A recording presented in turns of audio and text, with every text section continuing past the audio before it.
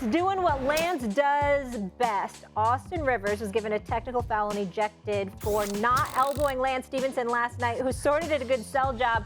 Perk, your thoughts on this one? You know what? It's ridiculous, and you know, you got to go back to the reviewing thing, and I know everybody don't love it, but it got to have some type of consequences. The league have to have some type of consequences for the officials. You can't be fooled by this and kick a guy out the game. This is ridiculous. This is a bad look for the league, and it shouldn't be tolerated. Yeah, guess what, Big Perk? Austin Rivers co-signing after the game, tweeting this: "Never in my life have I been thrown out of a game for something so ridiculous. Seriously, never. The league's gotta look at this one." We'll keep it going here, guys. No surprise, but the Grizzlies clinched the #2 seed in the West after narrowly beating the Spurs last night by 1 point. The Grizzlies improved to 19-2 without Ja Morant this season. Meanwhile, the first-place Suns won their 9th game in a row, defeating the Warriors on the road last night. That win, number 62 for Phoenix this season, matching a franchise record. Devin Booker recognizing the significance of that feat. It means a whole lot. You know, being here 7 years now and, you know, just learning more and more about, you know, the franchise and the organization, the people that have came before us, and, you know, now to be up there with them ones, you know, it feels good. Obviously, I'd like to get a championship to go along with that, but that doesn't diminish anything that we've done. You know, seasons are hard. It's a long season, ups and downs of a season. So, you know, it's dope to be a part of that with this franchise and have an opportunity to have the most wins this franchise ever had. There he is, Big Perk, Harry Douglas back here with us. Guys, do you believe CP3 and the Booker will lead the Suns to a title? Perk, I'll start with you. No, I don't. And let me tell you who's going to be in their way. Harry, Molly, let me take you to the dark side, okay? Okay, to Memphis. To Memphis. Yes, to Memphis. And here's why. When you look at the Memphis Grizzlies, we're watching them right now, and we're watching a team that is balling without their superstar. Okay, and so when you look at the others, they're not a lot of household names because they didn't get a lot of national recognition. I think we did a great job when we did the All Access.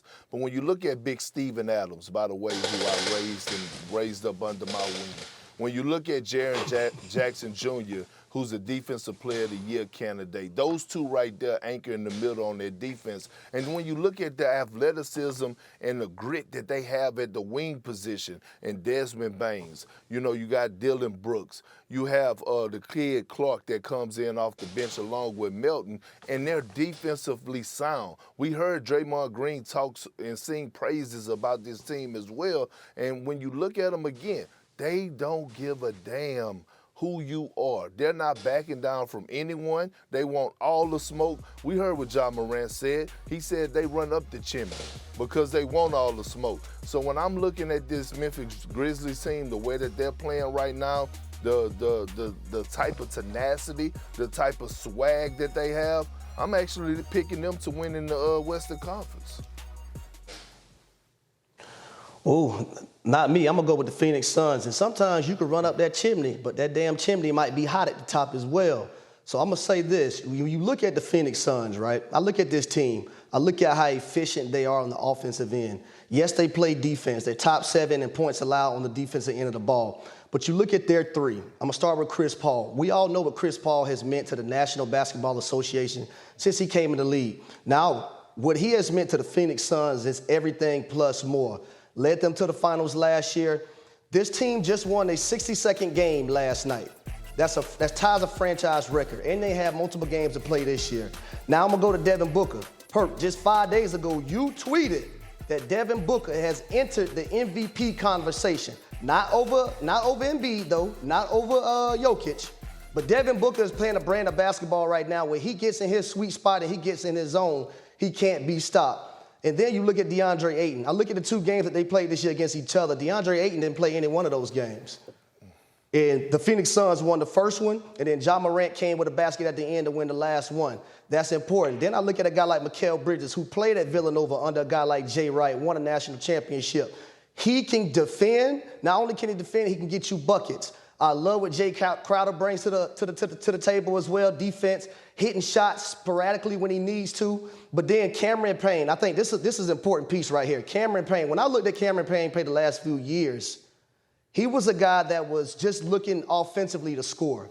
This year, I think he has more of a grasp on the offense, facilitating and scoring when he needs to score, but making sure guys are still getting involved. And I ain't even mentioned Cameron Johnson yet, a guy coming out the bench. He's still hurt with that thigh right now, but when he comes back, I like this Phoenix Suns teams and what they're going to present in the playoffs and making it to the finals. Well, Mr. Harry, I'm so thrilled and happy that you actually follow my Twitter and bringing up receipts, because if you would notice, if you would have known that I actually been tweeting all year long that a certain someone from the Memphis Grizzlies should have been in the MVP conversation or has been in the MVP conversation, and that's Ja Morant. A guy that actually could be the face of the NBA. A guy that before he got injured was averaging almost 38 points a night, giving people that work, okay? And when you talk about Cameron Payne, I'm not taking anything away from him. I think he does an excellent job as far as when he comes into the game facilitating for the Phoenix Suns as a backup PG. But you know who is actually the best backup point guard in the NBA right now? And I have the stats to back it up. It's Tyus Jones.